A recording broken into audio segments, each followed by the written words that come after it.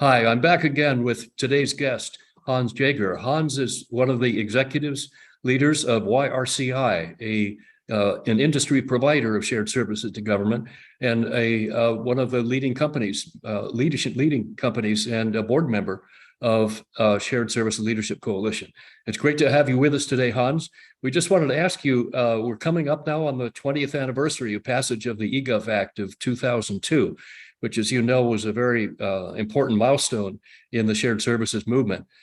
First, Hans, let me ask you to tell us a little bit about what you're doing today, and then what were you doing back in 2002 when the eGov Act was passed, and what are your thoughts and reflections as you've seen the eGov Act pass and the activities it's triggered and the evolution of shared services from 20 years ago? John, it's great to be here today, and I appreciate the kind words. I share the passion that you do, and I share the passion of our coalition. And maybe I'll tell you a little bit about how that journey's come about, and it's really much in line with the history of the eGov Act, dating back to 2002. So, pardon me. Today, I'm the managing partner at YRCI, as you mentioned, and we've had an evolution of investment that was focused on bringing shared services to the government, privately owned solutions, but that would impact shared service solutions that exist in government, or maybe ignite other solutions that would bring about the benefit and value that we believe in improving government mission support. And so today I'm responsible for our strategic growth, our strategy, hopefully some innovation along the way, and excellence in delivery. And I hope I can have as much time as a member and board member to support this community today that is carrying on the journey that initiated, some years back, as you're describing. In 2002, it was just before I joined YRCI, and YRCI is just about the same age as the eGov Act, and it's in that same community that won Hammer Awards prior, and then were the folks responsible for the early successful implementation of the first initiatives of the eGov Act that became part of my really closest group of mentors. And luckily I got the chance to work side by side with them at YRCI years later, or side by side with them because we're partnered with those businesses where folks were working after being in public service, and then servicing what we would call the evangelists that exist within government today and have been there all along. And that's been the case across many departments, and the core success that has been seen, and also through some of the challenges as well. So I derived a lot of the passion, but maybe I didn't know it at the time, but it certainly infused what we saw as the right way to do business for the government, and that's what we believe in is to improve the business of government. Yeah. Hans, tell us a little bit about the founding vision of YRCI. Did you create the company right off the bat to become a provider of shared services, or did you start in another area and kind of evolve with the market into the shared services marketplace? Yeah, I love the question, and I have to be careful. I could probably take up the entire evening talking about it, because that's how exciting it is. And it wasn't easy. We were a small business, and our founders had come from building commercial solutions, and particularly in recruiting and in human capital. And those were big instances where we broke the status quo, and we brought forward recruiting solutions to complex challenges that were different, and a really different approach in industry. And that led to the growth of the company that preceded YRCI and its sale into what's a household name. But it was shortly thereafter, in early 2000, that there was so much change in the public sector. There was in the commercial sector too, but instances like NIAID standing up new operations were some of our first instances of bringing solutions to government, to support them in bringing talent to government, to encourage them to come to government. And In some instances, that's easier. In some instances, that's very difficult. Those same labor dynamics and workforce challenges exist today.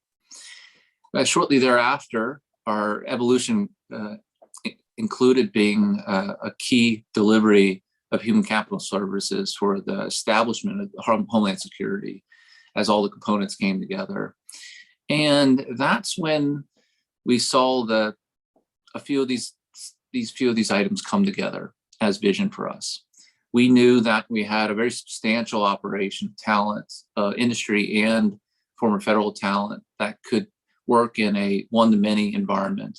And we thought that was more valuable from an outcome perspective for the government versus the smaller project or seemingly staff augmentation. We really wanted to bring transformational solutions. And it's great when you can have a blank canvas, such as when a department is standing up, that you can influence what would occur. We also believed in our journey that we would have to keep investing in building solutions year over year, whether it be the things that enable service and make sure that they're readily at the hand of our clients, rather than major investments, which really need to be in mission, and which are much more difficult to do in mission support areas. And that too is why I believe so much in modernization. That needs to be a joint effort between both industry and government. So the evolution at YRCI has been interesting. Services include big human capital, like as we started, in areas where we can bring other, what I would say, transformational solutions to our clients to bear. And I think that, like the mission of the shared service, you can't forget about the constituent. You can't forget about the customer experience, the end user, the applicant, for instance, and the value proposition. But the workforce of the federal civilian and the Department of Defense is where our heart is ensuring that the care and feeding is there, and that we can also work to enhance the professionalization of many of the areas we work in. Yeah, that's terrific. You covered a lot of ground there, Hans. So as you recall, when the eGov Act was passed in 2002, it went to the at that time, the Bush administration was in the office. OMB released or initiated a number of, they had a Quicksilver project, I think, which identified something like 26 kind of eGov projects, many of which then evolved into what we have come to know as shared services. We had the lines of business. One of those was the human capital management initiative to modernize HR. So was your evolution in shared services directly driven by what that stream of work that came, that explosion of activity that came out of the eGov Act through the Quicksilver and into the lines of business and the human capital management initiative of the Bush administration's President's Management Agenda? John, that is absolutely true. And what's great in this community is we see this evolution of these stellar initiatives, throughout each administration, because we're finding that collective is not partisan. They looking at to improve government. And so when I think back to the human capital and the HR line of business, it was, the lights were turned on. This is exactly what we should be doing. Yet we're a mid-sized business. How do we invest? So our deep functional expertise that started in industry garnered such momentum and knowledge and capability, while in the public sector was also well aligned to many of our complementary members in government, as well as our evangelists in government.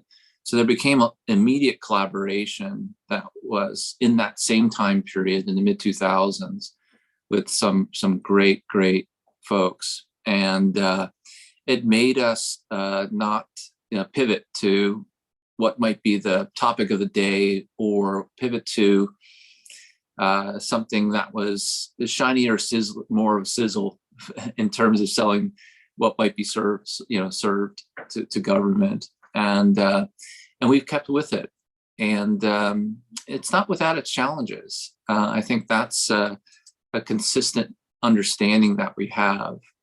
that there have been a fair number of challenges, but we looked at the frameworks, we looked at the initiatives of the lines of business, and knew that there's a journey to be had to make those levels of improvement. So I'm surrounded by colleagues in the shared service community, as well as in my business, that share that exact same vision, and that's what's so exciting.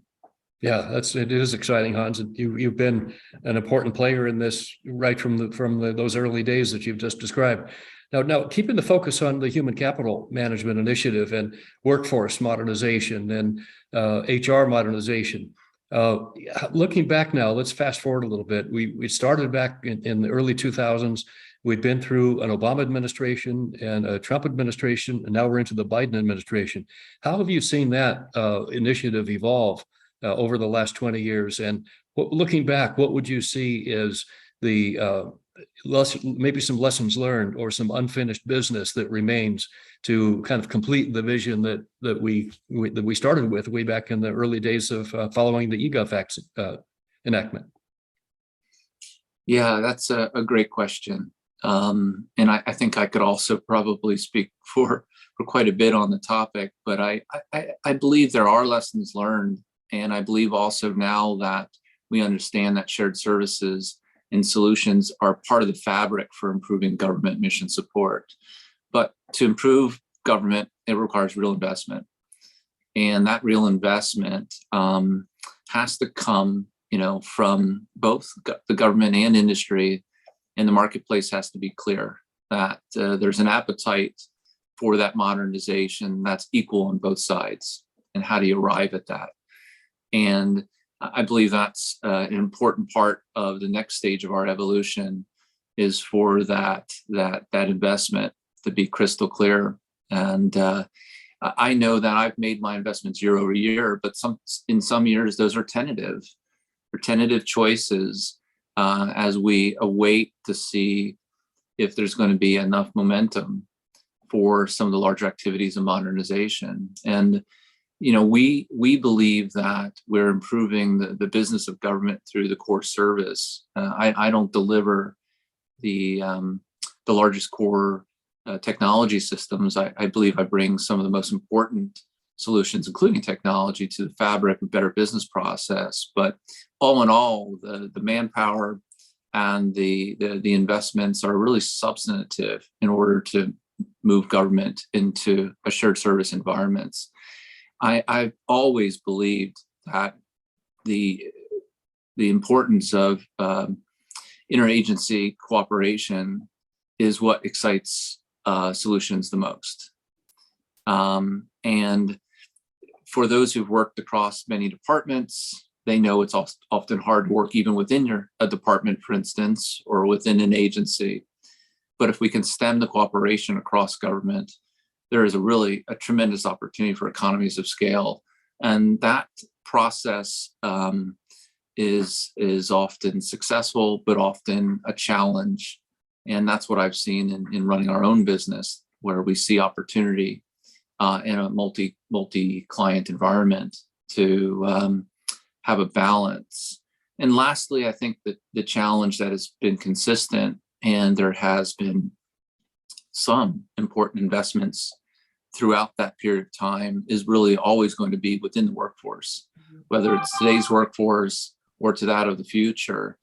It's why we believe so much at YRCI in creating the workforce of the future, not only looking for the federal employees that we are responsible for assisting in being hired by the government, but developing the capable skills of our own workforce and professionalizing some of the areas which haven't had the same levels of investments as other careers. And for me, the human capital profession in the federal government hasn't seen the same kinds of investments as other career fields, for instance, like the acquisition management field. So that's a big passion of ours that I think hasn't seen itself through yet. Yeah. Well, let's hope we get there. And Hans, you've just been one of the really important leaders in the industry side of the shared services community and YRCI.